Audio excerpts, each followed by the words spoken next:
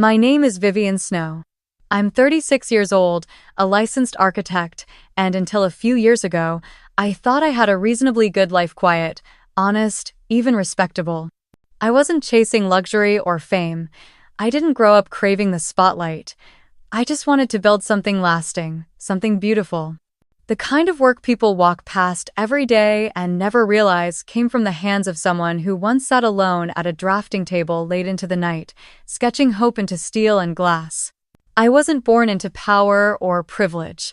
I built everything I have. And yet, somehow, even after years of hard work, sacrifice, and silence, I was still treated like a second-rate character in my own family's story. That's where this begins, with a name, a family, and a slow erosion of dignity. I didn't come from a broken home, but I came from one divided. My parents, Margaret and Daniel Snow, were together in a technical sense, but emotionally, it was like living between two rooms separated by silence. My mother was all image pearl necklaces, garden luncheons, and passive-aggressive smiles. My father, a pragmatic man. He believed success came only with sweat, and that dreams were something you earned the right to entertain. I loved him for that. But he rarely said he was proud of me. I don't think he ever meant to hurt me, he just didn't know how to show love in any language but criticism. And then there was them. The Harrisons. My mother's side of the family. Wealthy, influential, and emotionally colder than an empty church. My Aunt Ruth married into money. Her husband, Charles, was a venture capitalist before the term was fashionable. They had one child, Nicholas Harrison. Nicholas, me cousin. The golden boy. Where I was quiet, he was loud. Where I was focused, he was charming. And where I was constantly proving myself, Nicholas had everything handed to him like it was his birthright. As kids, he used to joke that I was the blueprint girl, always scribbling in notebooks instead of playing in the pool or mingling at family barbecues. I didn't mind. I preferred the world I was designing over the one I had to live in. By the time we were adults, Nicholas had turned into exactly what everyone expected: a smooth-talking executive with a polished LinkedIn presence and a private equity firm built on his father's name. Meanwhile, I was finishing grad school at Columbia and grinding my way through unpaid internships, firm rejections, and endless portfolio edits. But I was okay with that. I really was. Because I believed in the work. I built my name the hard way. One modest project at a time. A lakeside cabin for a retired professor. A community library renovation in a forgotten part of town.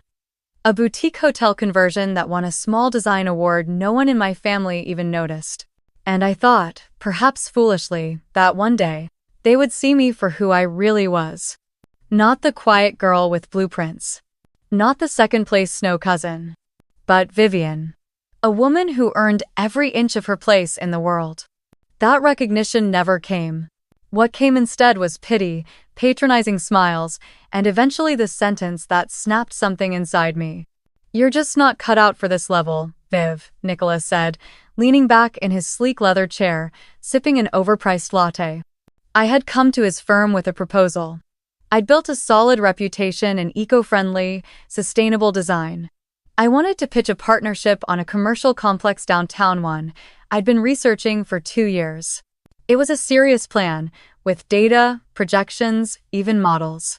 He didn't even look at the folder I handed him. "You're talented, I'll give you that," he said, his voice dripping with condescension. "But we're playing in a different league now. This isn't architecture school, this is real money, real risk. You'd be better off focusing on what you do best: small things." Small things. Like my ambitions were toy blocks and he was out building skyscrapers. I didn't say anything that day. I just nodded. Took my folder. Walked out of his office and into the elevator, my throat tight and my ears burning. But what Nicholas didn't know, what no one in that family knew, was that I wasn't done. I never stopped building. And 5 years later, I bought out the majority stake in his firm's parent company. That's right, I became his boss. And I didn't come back for applause or validation. I came back for respect. I came back to remind him and everyone else who ever dismissed me that the blueprint girl had built an empire. This story isn't just about revenge, though there's plenty of that. It's about silence and how it hardens into resolve. It's about a woman who refused to stay in the margins. And if you've ever been overlooked, underestimated, or spoken to like your voice didn't matter, then maybe this story is for you. Because this is how I rose from being the family's forgotten daughter to the one holding the pen at the end of the contract. I arrived at the firm on a gray Monday morning, the sky low and heavy with rain an apt mirror of my mood, yet I carried more determination than dismay in my chest. Dressed in a dark charcoal suit I rented for the interview because at this point I couldn't afford my signature tailored separates, I gripped my portfolio folder like a lifeline. It had all the drawings, the sustainability reports, renderings I'd stayed up nights perfecting, and a section of personal notes. Why I believed in community-oriented development, why this project could redefine downtown, why it could be as beautiful as it was ethical. It was months of work. It was me. I had rehearsed my pitch in front of the mirror, deep in my one-bedroom apartment, whispering the words until they felt like mine. Even though every inch of me trembled under the weight of the opportunity and the memory of that office. I swallowed the knot in my throat and tapped my fingers against the laminated visitor badge as I entered the lobby, the glass doors swinging shut behind me, echoing like a judge's gavel. And for a moment, I allowed myself to picture his face when the reception desk announced, "Vivian Snow is here to see Mr. Harrison." I could practically see the pivot in his polished head, the narrowing of his blue eyes, the way that smile would freeze mid-cock. It happened faster than I'd expected. Within 5 minutes, I was escorted up the elevator to the 12th floor, footsteps on marble. I nearly choked on air when I saw Nicholas standing by the window, the panorama of the city behind him, looking exactly like he did 5 years ago, handsome, assured, untouchable. He straightened his tie when I walked in, that practiced smile on his face, one that always felt like it belonged on someone else's mouth. "Vivian," he said, voice smooth. "Nice of you to drop by." I exhaled sharply. Nice. As if this weren't the product of years of silent work and blind hope. "I wanted to talk about the East Maple Corridor project," I said. My voice was firm, but my heart beat so loudly I was sure he could hear it. I spread my portfolio out on the conference table, renderings for mixed-use spaces, diagrams showing solar panels and rainwater catchment, heat maps of pedestrian flow, notes on community integration. It's prime for a redevelopment that actually considers the people who live there, not just profit. Then, he looked at me like I was making a case for extra office plants. Then he picked up the folder, flipped a page or two, and set it back down as though it were a magazine he'd thumbed through once uninterested. He sighed. "Viv, I respect your passion." "I do. You've made a name for yourself with boutique firms." He tapped the folder. "But this isn't boutique, this is institutional. Corporate. We're looking at national investors, high stakes, no room for idealism." My chest squeezed. I tried not to let it show. I swallowed hard, struggling to catch my breath. This isn't just idealism, Nick. There are metrics, foot traffic projections, environmental impact assessments. I've run the numbers. This will outperform anything you've done in phases 1 or 2. It will build community goodwill. It will be profitable and sustainable. He leaned back and crossed his arms, the chains of his posture betraying the smug certainty I'd always hated. "You know how this works, Viv. We don't do middle-of-the-road projects here. We do towers, we do headlines, iconic." Iconic, I cut in softly, but firmly, daring to hold his gaze. Only matters if people actually live in them, buy from them, walk near them, and feel part of something.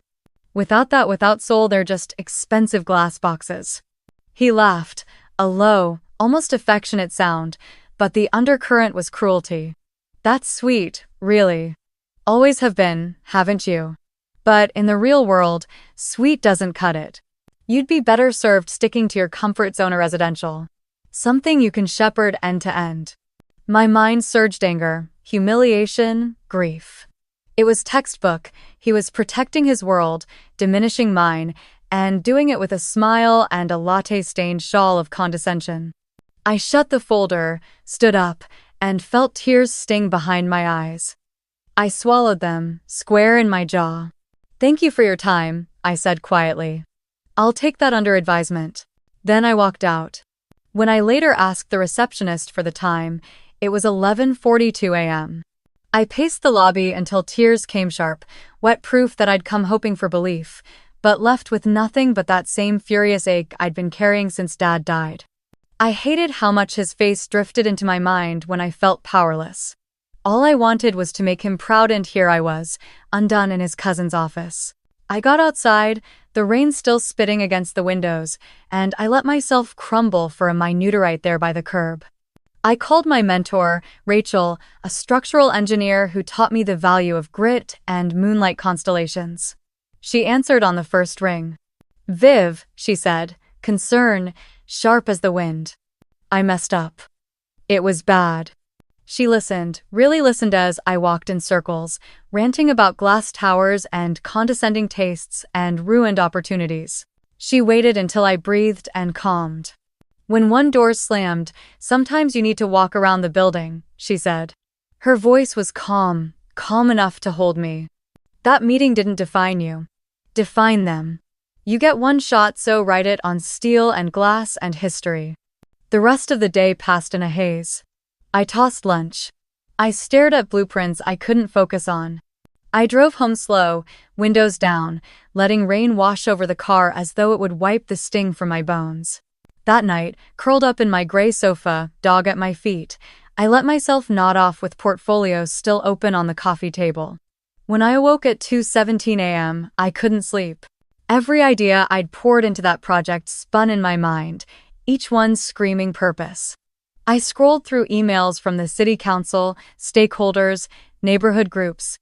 I hadn't yet reached out to them. I'd been unsure, reluctant. Shame and fear made me hide in corporate offices instead of the community. So at 2:35 a.m., while the world slept, I started emailing. One by one, the city's urban planning department, a local foundation for green spaces, the head of the Sustainable Developers Alliance. I crafted messages that wove together data, heart, community, and profit like a tapestry designed to give them faith in the vision before they even knew the name attached.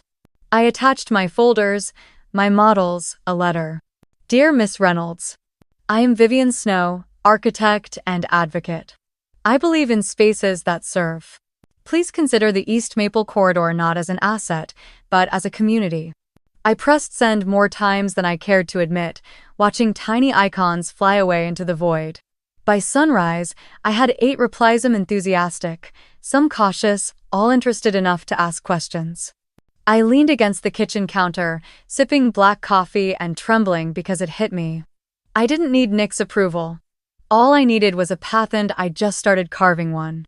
When I finally crawled into bed at dawn, exhaustion tumbled over me like a wave.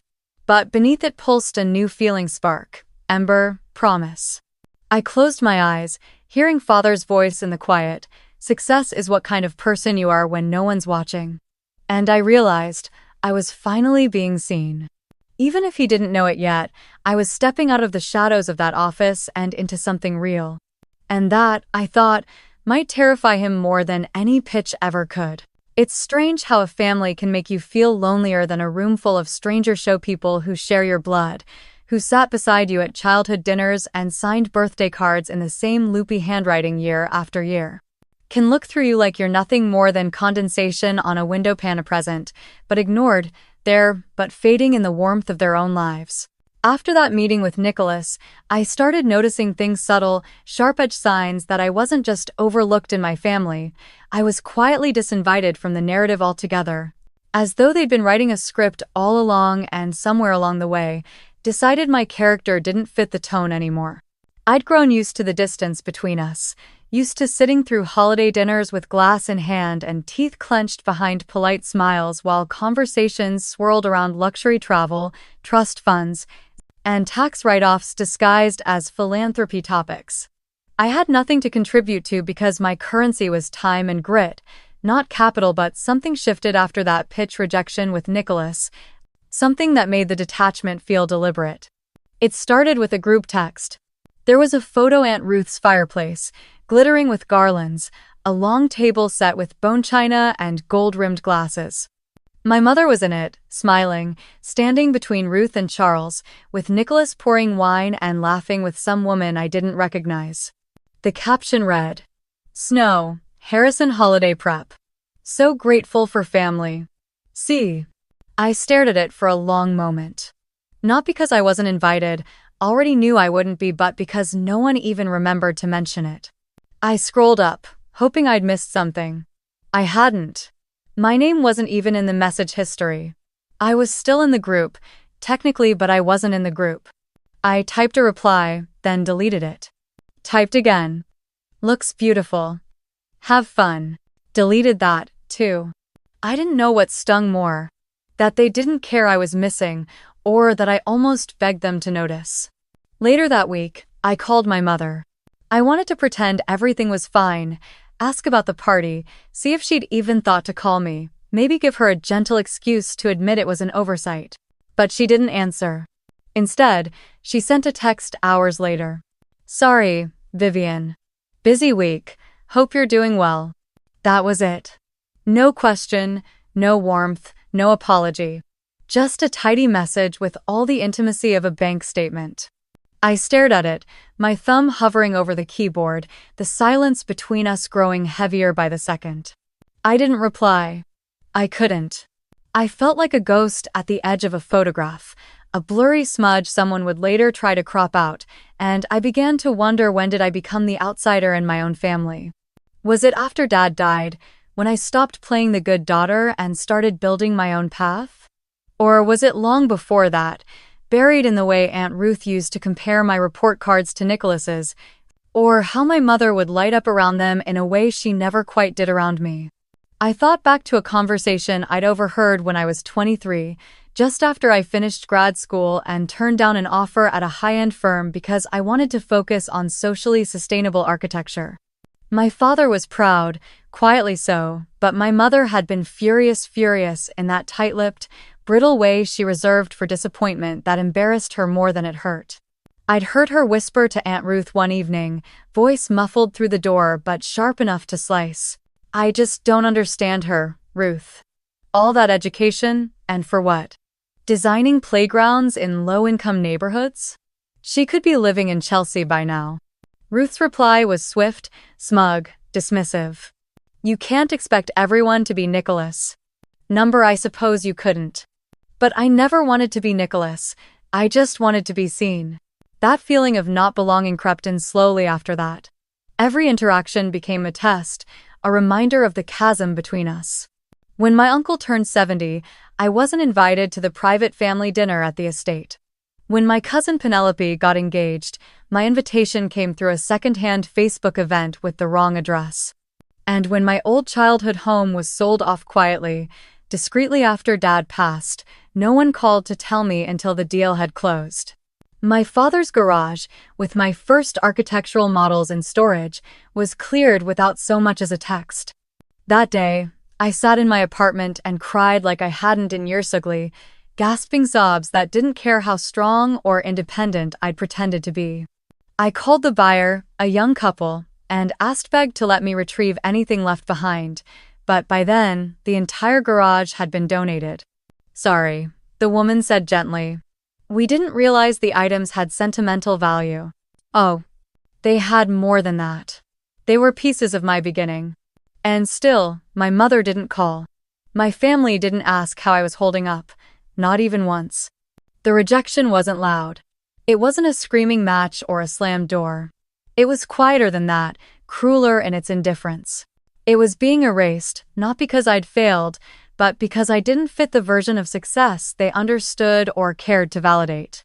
I was left with a choice. I could keep chasing their approval like a dog circling a locked gate, or I could close the door they'd never let me through and build my own damn entrance out of concrete, steel, and silence. And in that silence, I found something unexpected. Resolve. Maybe they wouldn't see me, but the city would. The people walking past my buildings would. The children reading in the libraries I helped restore would. The single mothers shopping in affordable housing developments I fought for would. They would see me, And they wouldn't care that I wasn't Nicholas Harrison or that I wasn't sitting at Aunt Ruth's over-polished table sipping Sauvignon Blanc. They would know me by my work. And, for the first time in years, that was enough. There's a particular kind of pain that doesn't come from outright cruelty, but from being treated like you're irrelevant, like your presence is an inconvenience, and your absence a relief, and, over time, that kind of pain doesn't burn. It corrodes, slowly eating away at your self-worth until you start questioning whether you ever had a rightful place to begin with. It was during the weeks that followed the garage incident that I began to fully grasp just how calculated the exclusion had become, how deliberate and systemic the disrespect ran beneath the surface of my family, like some poisoned vein pulsing beneath a facade of polite conversation and perfectly arranged centerpieces. I stopped giving them the benefit of the doubt, stopped telling myself I was overreacting or too sensitive. Because deep down, I knew that these weren't accidents. These were choices. It began with the inheritance. Not mine though, that comes later, but my father's, or what should have been his. My father, Daniel Snow, was the oldest of 3 siblings. The family estate, the original one in upstate New York, a sprawling but aging colonial-style home that had been in our family for over 60 years, was left to the siblings to divide, along with a modest trust and a small portfolio of land up north. Dad never talked much about money, but I remember how hard he worked to pay for my education, how tight things were after Mom left, and how he always said that when the time came, he'd make sure I was taken care of even if it wasn't much. He wanted me to have something to build from. When he died, I found out that something was gone. Not just gone, given away. I remember sitting in a lawyer's office, the smell of stale coffee and printer toner thick in the air, flipping through a copy of the estate documents, hands trembling as I scanned clause after clause that left everything to my Uncle Edward and Aunt Jane. Dad's name wasn't even listed as a primary beneficiary. He'd apparently signed over his share, years ago, a transfer that was executed properly, according to the lawyer, and therefore irrevocable. He blinked, stunned. That doesn't make sense. My father wouldn't just give that up. The attorney, a young man with 2 clean teeth and an artificial calm, adjusted his glasses and offered a practiced shrug. According to these documents, it was a voluntary surrender of claim. It appears he waived any rights in exchange for a small payout. It's common when siblings want to avoid future disputes. I didn't say it aloud, but I knew. He hadn't done this willingly. Or, at the very least, he hadn't understood the full scope of what he was giving up. My father was never litigious, never financially savvy. He trusted people too much, especially his siblings. He trusted that if he stepped aside for the family's greater good, they'd never let him or me fall through the cracks. But cracks were exactly what they handed us. No trust, no land, not even an heirloom to hold on to. The next blow came not with legal documents, but with a casual insult wrapped in a smile. It was at a charity auction my firm had helped design, an event held in one of the very community centers I'd renovated. I was proud, finally, standing among colleagues, city officials, and leaders who respected my work, who saw me for what I was. And then Nicholas appeared, flanked by 2 of his firm's investors, hand in his pocket, smirk on his lips, and that same disarming charm that made people lean in even as he sharpened the knife behind their backs. He saw me and raised his glass in a half salute. "Vivian Snow," he said, as though testing the sound of my name on his tongue. "Still playing in the kiddie pool, I see." My jaw clenched before I could speak. He turned to the investor beside him, a silver-haired man in a silk suit, and added, "She's got a sweet little niche in low-budget design. Very earnest. We like to keep her around for the community angle." They laughed. They laughed. I stood there, stunned, face burning. I wanted to scream, to call him out, to demand an ounce of the respect I'd earned through years of work, but instead, I excused myself, walked to the restroom, and stared at my reflection under cheap fluorescent light. I wasn't just hurt, I was humiliated. And it didn't stop there. Over the next year, I found myself systematically boxed out of city contracts I had been shortlisted for. My firm, small, independent, mission-driven, was suddenly losing bids to larger developers with corporate backers, ones with ties to Harrison Equity. The same ones who had never heard of me at meetings, despite using some of my proposals almost verbatim in theirs. My designs, my vision being polished, repackaged, and sold by the very men who dismissed me as insignificant. I wanted to believe it was coincidence, but I couldn't. One afternoon, I opened an anonymous envelope left at my officino return address, no name, just a printed email thread. It was between one of the city's planning consultants and someone from Harrison's firm. My name was mentioned dismissively. They called me a token and not a serious player. They implied that if I kept pushing into Harrison's territory, there would be consequences for her reputation. My hands trembled. I couldn't speak. I couldn't move.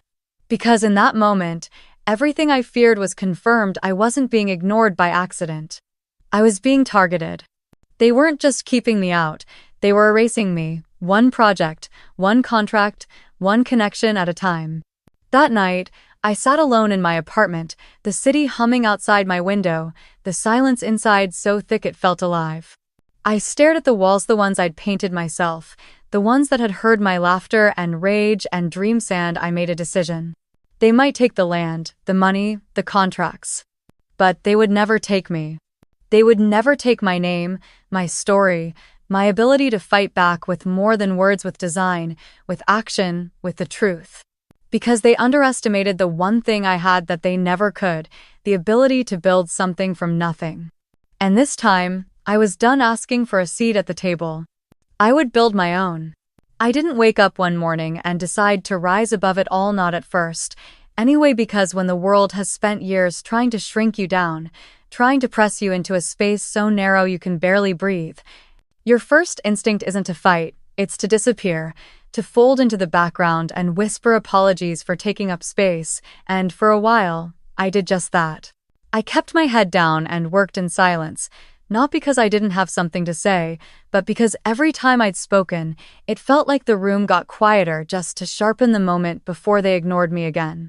But something inside me wouldn't let go of the work, not the contracts or the recognition or the networking games I never learned to play, but the work itself, the clean hum of creativity, the way an empty page could become a living structure under my fingertips, how lines and arcs became possibilities, how possibility became shelter, and shelter became dignity, safety, belonging. So I pushed forward. I took on projects no one else wanted: derelict community centers, city-owned properties tangled in red tape, dilapidated housing units with no promise of profit, but I poured my heart into them. And with every wall I reinforced, every street-level storefront I revived, I left behind proof that I existed, that I mattered, that I was here. I started gathering a team, not flashy, not expensive, but loyal and hungry and tired of being told they weren't good enough.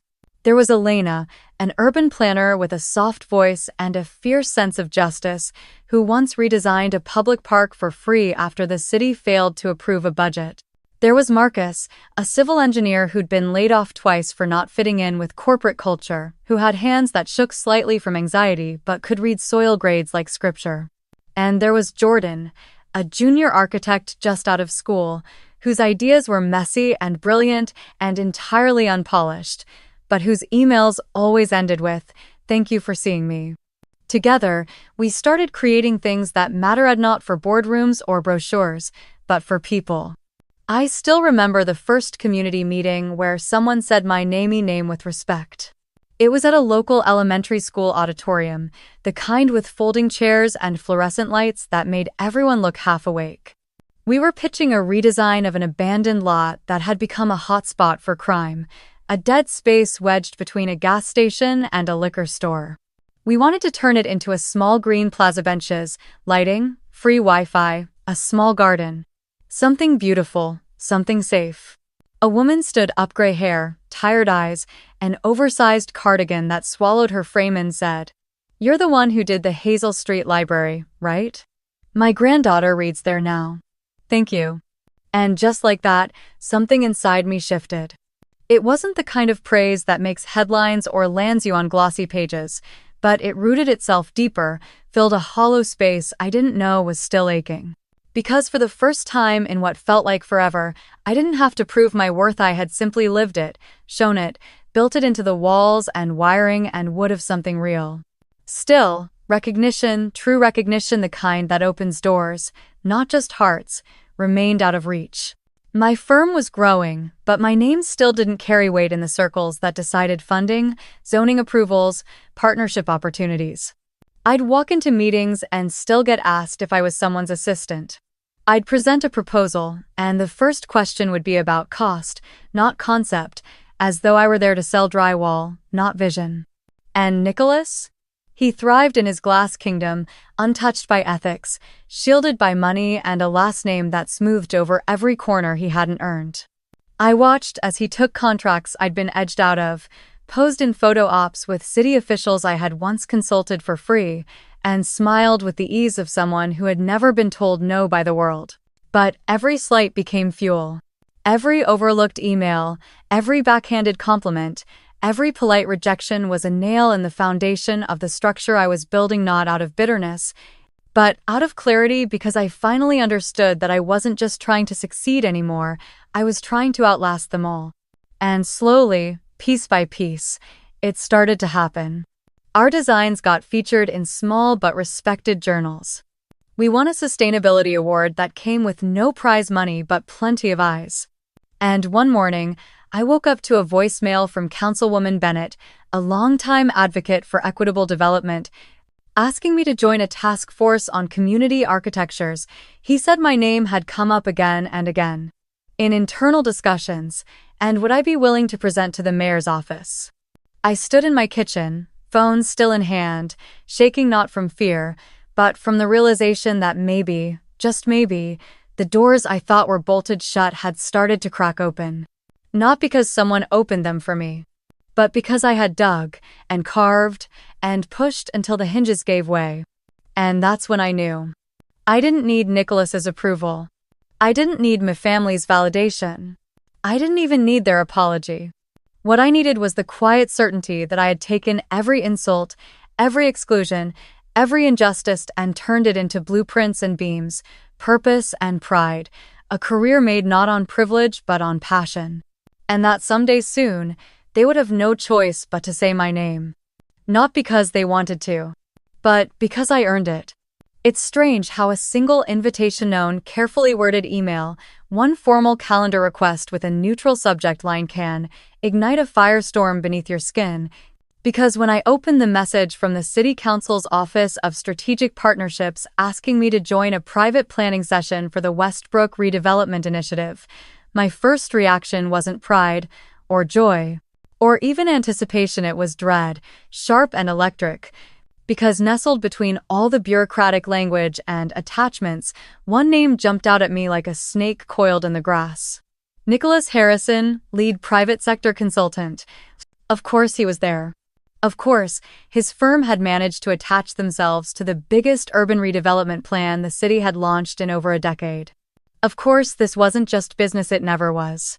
This was personal, not because I wanted it to be, but because it always had been, because no matter how many blueprints I laid or grants I won or voices I uplifted, he found a way to reappear, perfect suit, smug smile, holding a coffee cup like it was a trophy, and every time I saw him, I felt the residue of all those years he'd spoken over me, about me, for me, like I was a non-player in his carefully curated world. But this time, I wouldn't flinch. This time, I'd walk into the room not as a hopeful consultant or an overlooked architect desperate to be heard, but as a woman who had built something real.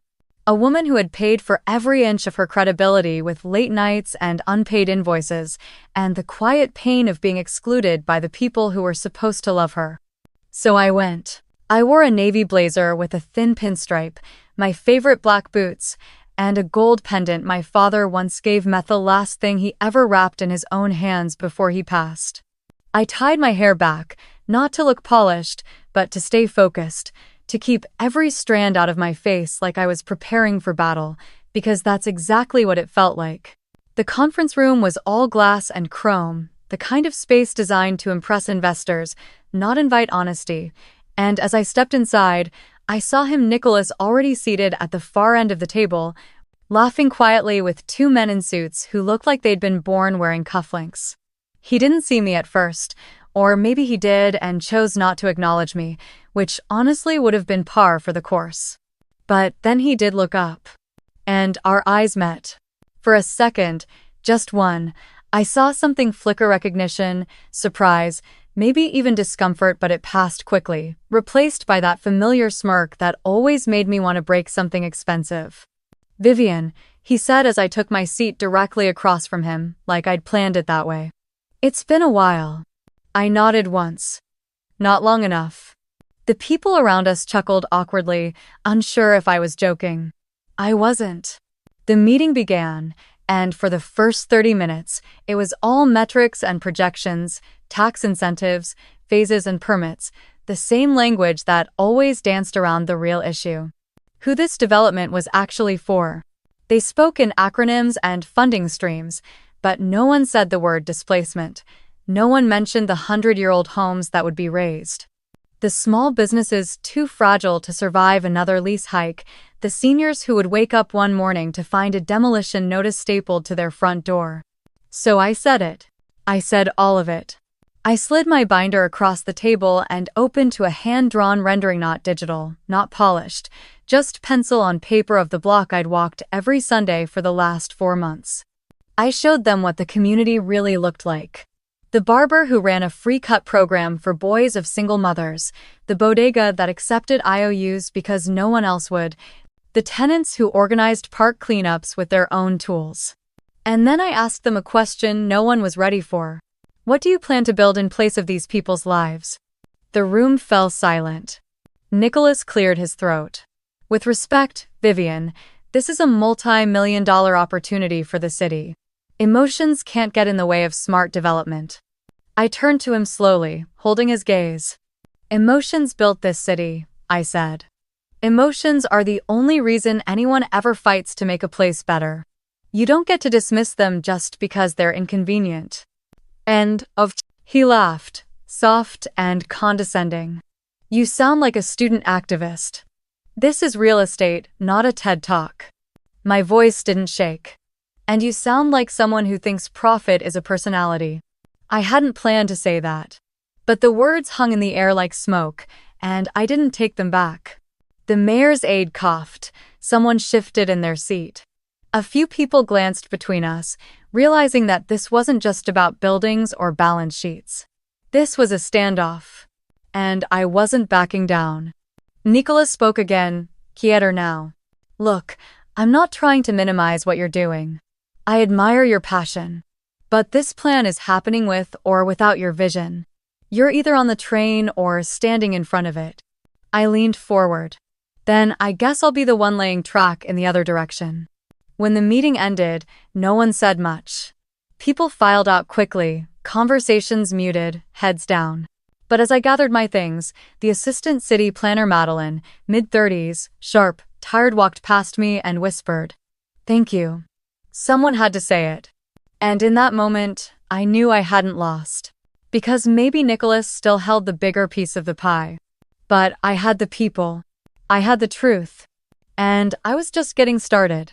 The hardest part wasn't the confrontation, not even the way Nicholas looked at me with that calculated indifference. Or the way everyone else in the room stared through me like I'd ruined their lunch break with inconvenient honesty. The hardest part came later, when the adrenaline faded and I found myself alone again, walking down the cold steps of City Hall into an evening that felt too quiet, too hollow, as if the world had shifted just enough to remind me that I didn't belong anywhere I used to call home.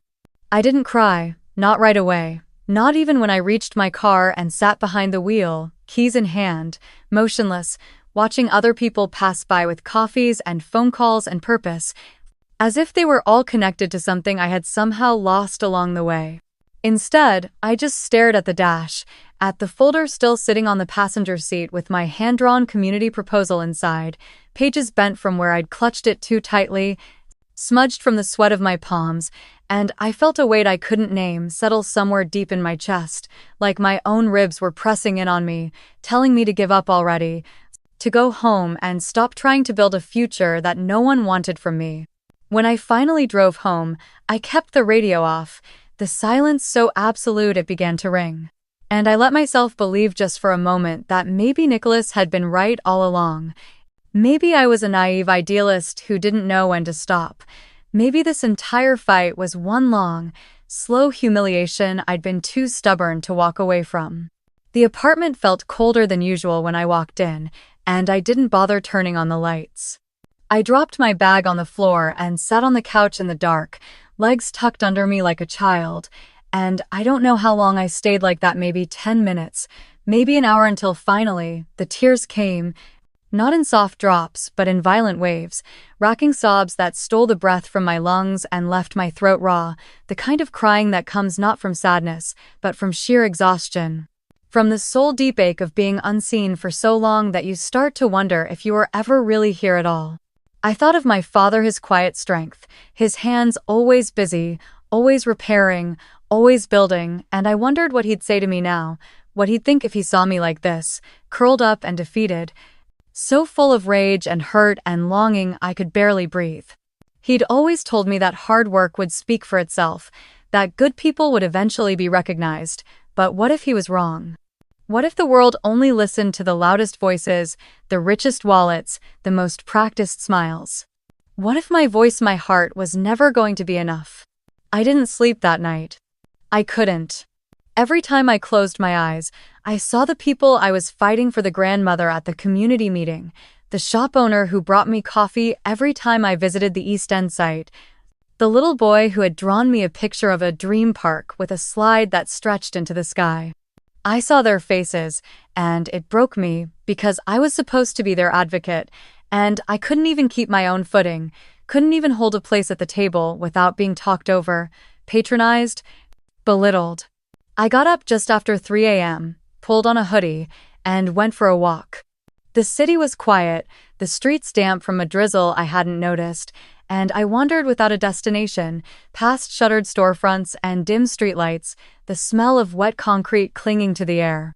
I passed a bus stop where an old man sat wrapped in a blanket, humming to himself, and I thought, this is what matters.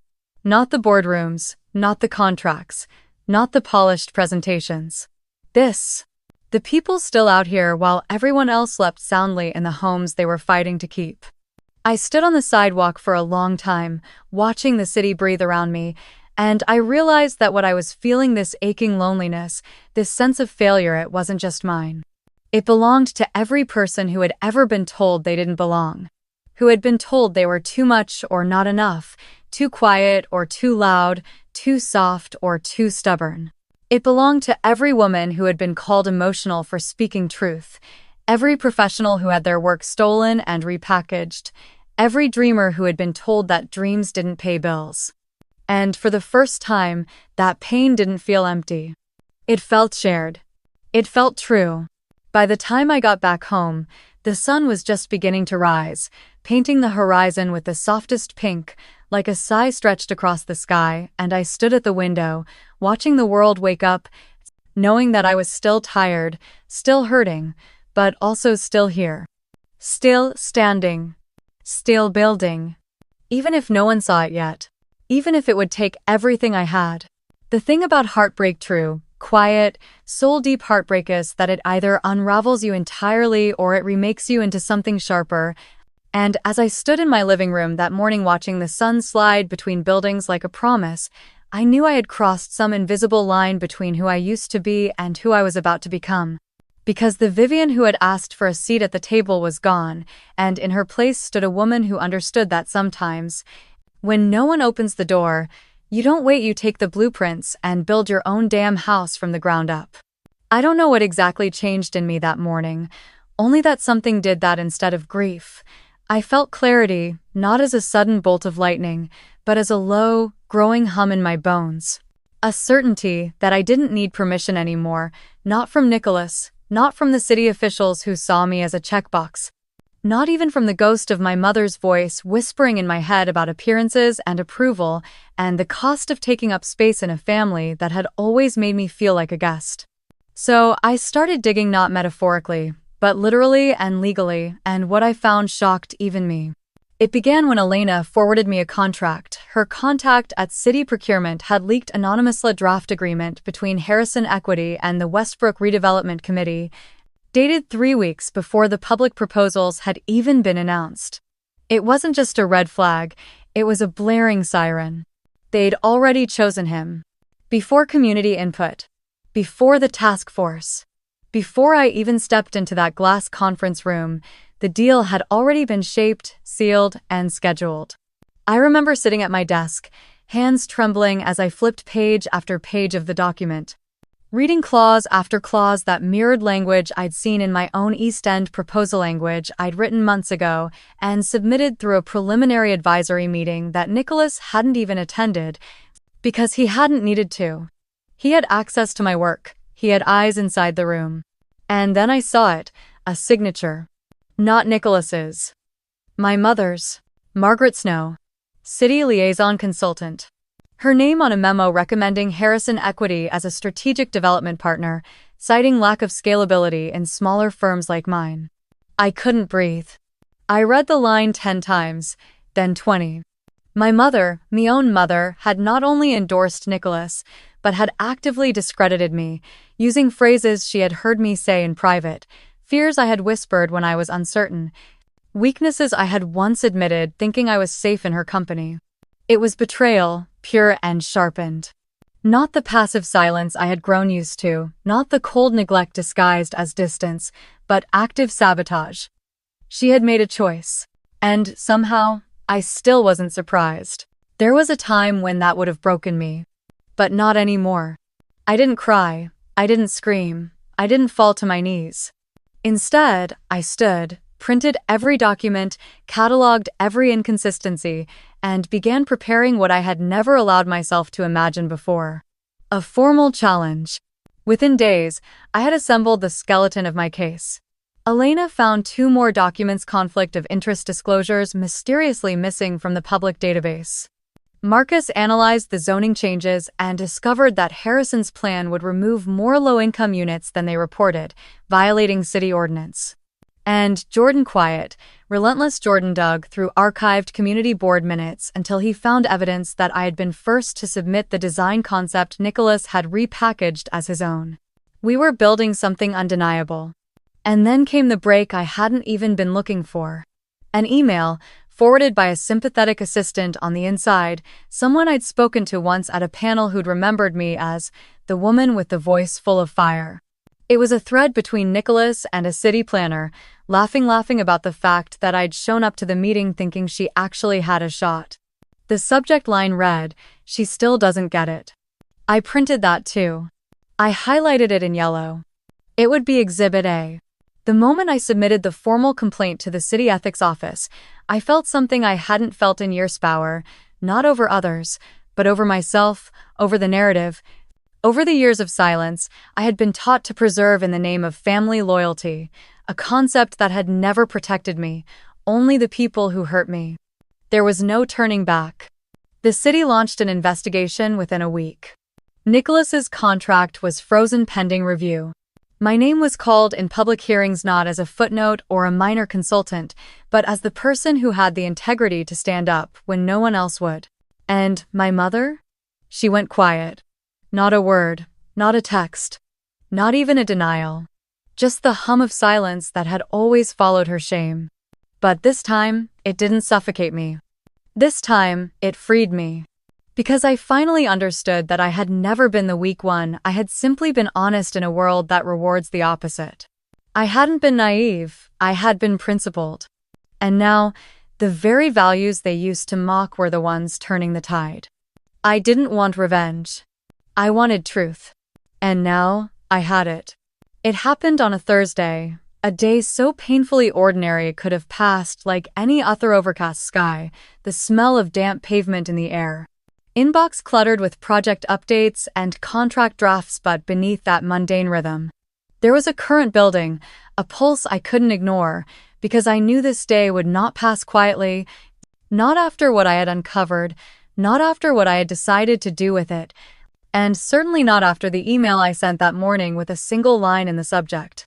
We need to talk face to face. I didn't expect Nicholas to respond so quickly, but within an hour, his assistant reached out and offered a time 2 p.m., his office, private. I said yes without hesitation. And then I sat at my desk, hands still, heart steady, and stared out the window of my studio. Really, mine and my small but brilliant team, and reminded myself that this moment wasn't about revenge or proving a point or seeking closure from someone incapable of giving it. This was about release. This was about standing in front of a man who had taken my voice and twisted it for his gain, who had underestimated me so many times that he forgot I was watching, remembering, collecting every scrap of dismissal, like kindling, until now, when the whole thing could finally burn. When I walked into his office that afternoon, I didn't wear armor. I didn't dress for power or intimidation. I wore a soft gray blouse, the one my father liked on me, the one that made me feel most like myself, and I kept my voice level when I greeted the receptionist, when I stepped into the elevator, when I walked through the glass doors and saw him standing by the window, exactly where he'd been the day he first told me I wasn't cut out for this level. Oh. He turned when I entered, that same signature smirk flickering across his face like a habit he couldn't break, but it didn't land this time because I didn't flinch, didn't smile back, didn't offer the fake politeness we had both hidden behind for far too long. "Vivian," he said, gesturing to a chair. "What's this about?" I didn't sit. Instead, I laid the folder on his desk, thick, organized, unflinching. "These are copies of your communications with city officials, private documents leaked by 3 separate sources, showing a prearranged agreement on the Westbrook project before public proposals were opened. Pages 12 through 17 detail language taken directly from my East End submission. Page 19 contains your direct quote calling me a non-factor, and pages 20 to 22 are the conflict of interest reports that never made it to the city database." "Nye." His smile faltered, but he didn't reach for the folder. "Viv, come on. This is business. You're overreacting." "No," I said, voice sharper now, fuller. "This is theft. This is manipulation. And this is the last time you ever get to minimize me." He sighed, leaning back in his chair, arms crossed, posture suddenly defensive. "You think because you caught a few emails that you understand the game? You don't, Vivian. You never did. This is how things work. People talk, deals get made. Everyone benefits eventually." "No," I said again, stronger this time. "You benefit, and people like me get erased." I stepped closer, breathing steady now, voice calm in that terrifying way only truth can be. "You used my work. You discredited me. And worse, you knew my mother would back you because she never thought I deserved to win in the first place. You made me the enemy in a story I built with my own 2 hands." His eyes narrowed slightly, flickering. "I didn't make you the enemy. You did that all by yourself by pretending this industry owes you something." I felt a wave of heat surge up my spine, but I didn't let it carry me away. "It doesn't owe me anything," I said, quiet but clear. "But it doesn't owe you protection anymore, either. There's an investigation now, Nicholas. Your contract's on hold. The city knows what you did. And soon, the press will too." He stood then, hands planted on the desk, face reddening with a mix of anger and panic. "You think this is going to end the way you want? You think they'll side with you over me? I built this company." "No," I replied, not moving. "You inherited it. And you corrupted it. And now, it's yours to lose." There was a long silence. One of those silences where nothing moves but everything shifts. Finally, he sank back into his chair, the fight leaking out of him like air from a balloon, and for the first time, he didn't look untouchable, he looked small, cornered, human. "You don't get it," he murmured. "You never did. You were supposed to stay in your lane." I smiled then, not with cruelty, but with peace. "I never had a lane, Nicholas. I built the road." I left the folder on his desk. I didn't wait for him to call after me. I walked out of that office, down the same hallway where he once tossed my resume into a bin, out through the same doors where I once cried in silence, and this time I didn't feel small. I felt whole. Because now, every lie was exposed. every secret laid bare. And nothing he said could ever silence me again. It didn't happen with fireworks or flashing headlines, not with public outrage or courtroom drama the way movies like to paint it instead. It happened the way real change often does, in quiet rooms, with serious voices and signatures penned slowly over crisp paper as the weight of consequence settled in behind every syllable. And when the news finally broke, it didn't roar, it rippled, sending waves through boardrooms, circles of developers, and city planners who had all once dismissed me with the same amused smile Nicholas wore every time he thought I'd lost. The City Ethics Board released a statement just 2 weeks after my confrontation with him, and though it was carefully worded, professionally polished, and devoid of emotion, its message was unmistakably clear. A conflict of interest had been uncovered, a preliminary contract had been frozen, and several city officials, including my mother, were under review for potential misconduct relating to biased recommendations and lack of disclosure. The mayor's office issued a follow-up. The Harrison equity firm was officially removed from the Westbrook initiative. And with it, Nicholas lost everything he had built around that single deal: the projected revenue, the long-term influence, the carefully constructed illusion of being untouchable. I read the news while sitting in a coffee shop 2 blocks from City Hall, my phone screen trembling slightly in my hand, not because I was scared, but because victory, when it finally arrives after years of being silenced, doesn't feel like joy. Not at first. It feels like release, like exhaling after holding your breath for too long in a room where no one noticed you were turning blue. A woman across from me noticed the article on my screen and tilted her head. "You know him?" she asked, pointing to Nicholas's photo, the one they'd used that made him look just a little too perfect, too polished, like the face of a man who'd just lost something he assumed was his by birthright. "Yes," I said. "I know him very well." She nodded slowly, like she could see something in my eyes, something steady, something earned. It wasn't long before my name began appearing in articles too, not front-page spreads, but in the fine print beneath headlines like "Whistleblower Sparks Ethics Probe in Landmark Project" or "Architect's Testimony Reshapes Urban Redevelopment Plan." They didn't tell the whole story, but they didn't need to. The people who mattered, the ones who'd been watching, knew exactly what had happened.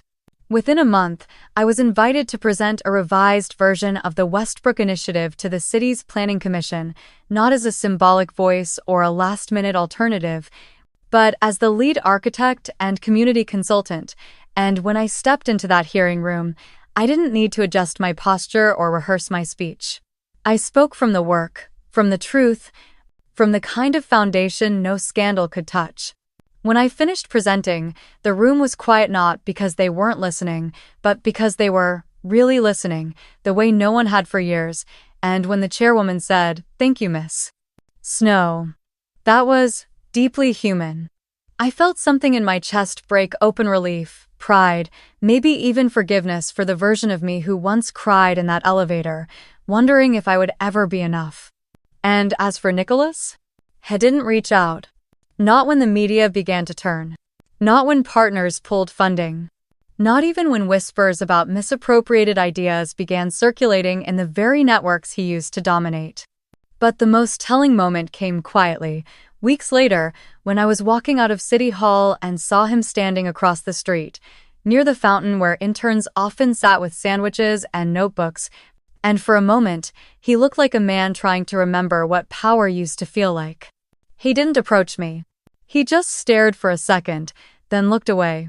And in that silence, I heard everything he couldn't say: the disbelief, the bruised ego, the bitter recognition that the person he had dismissed as irrelevant had become the one name he could no longer ignore. I didn't need an apology. Not anymore. Because what mattered more than anything was that I had done it on my terms, not by playing the game the way they wanted me to. Not by begging or pleasing or shrinking to fit into a mold designed to keep me small, but by stepping fully into my voice, my vision, and trusting that the truth, when backed by work and resilience, was stronger than any secret deal or slick handshake. People began reaching out: developers who had once brushed me off, now asking to meet. Young women studying architecture who had read about the case and wanted advice. Even a former mentor of mine, once skeptical of my idealism, who now admitted, "You proved me wrong, Vivian, you made something real." And perhaps most unexpected of all was the email from Councilwoman Bennett, inviting me not just to complete Westbrook, but to serve on a permanent advisory board for ethical city development, a space where my voice could help prevent the very kind of corruption I had just exposed. I said yes, of course. Not because I wanted to sit in judgment of others, but because I knew how much it mattered to have someone at the table who had once been kept outside the door. My mother never addressed the situation. Her name faded from the articles as the heat died down, and eventually, she retired early from her consulting role, citing family health concerns. We haven't spoken since. And maybe we never will. But I don't carry that bitterness anymore. Because the woman who once needed her mother's approval like oxygen had been replaced by one who breathed just fine on her own. What Nicholas and my mother, and everyone like them, never understood is that when you try to erase someone who builds for a living, you're not wiping away a name, you're challenging them to carve it into stone. And now, my name is there on city records, on construction sites, on letters of recommendation, on contracts signed without apology. And more importantly, in the hearts of the people I serve, the communities I fought for, and the walls I helped raise where others only saw profit. That is victory. Not loud, but lasting. Peace doesn't arrive like thunder. It doesn't crash through your door or blaze across your skin with triumphant fanfare instead. It moves like water, slow and persistent, slipping quietly into the places grief hollowed out, and I didn't even realize I'd found it until I woke up one Saturday morning, sunlight painting soft golden shapes on the walls, and for the first time in years, I didn't feel the urge to prove something to anyone, not even to myself. I stretched out in bed, the sheets still warm, my breath steady, and I allowed myself the smallest smile because this quiet moment, was everything I had been fighting for without even knowing it. The right to be still. The right to belong to a life of my own making, not one shadowed by rivalry, not one haunted by rejection, but a life that carried my name on every inch of it, from the paint on my studio walls to the foundations I had designed, poured, and laid stone by stone until it stood tall enough to shelter others. The Westbrook project had broken ground just 2 months earlier, and I still visited the site every week, not because I needed to oversee every detail. My team had grown, and they were more than capable, but because something inside me still loved the smell of fresh concrete and dust in the air, the way early morning sunlight bounced off scaffolding, the sound of hammers and laughter and possibility echoing between steel frames that would soon become homes, libraries, gardens, and hope. Each time I stood there, watching those first walls rise, I felt something shift further inside me, not just pride, but peace, the kind of peace that comes from knowing you didn't just win, you endured, that you didn't just survive betrayal and exclusion and humiliation. You turned them into something that breathed and served and lived beyond the wounds that birthed it. And slowly, gently, my life began to expand again. Rachel, my mentor, began stopping by the studio once a week, not just to check in, but to laugh, to brainstorm over tea, to share stories of her early years in the industry and the fires she put out to make space for women like me. And those conversations, those moments of mirrored experience, felt like warmth returning to frozen soil. Elena started teaching part-time at a local college, and one day, she brought in a group of students to tour the studio and asked me to speak. And I remember standing there, surrounded by wide-eyed young architects clutching notebooks, and hearing myself say the words, "Don't let them tell you your voice is too soft. Make them listen by building things they can't ignore." And watching them nod, write it down, take it with them like a seed in their pockets. Jordan, sweet, brilliant Jordan, was now leading a project of their own, a community youth center in the Southeast Corridor, and when they presented the design to the board, they quoted something I'd once told them late one night, when we were both buried in deadlines and doubt. We designed for people, not approval. It wasn't just work that changed. It was me. I no longer measured my worth by invitations or mentions or dinner party name drops. I stopped checking my phone for calls from my mother that would never come. I stopped rehearsing what I would say if she ever reached out. and I stopped blaming myself for her silence. Sometimes, healing means letting go of the apology you'll never receive.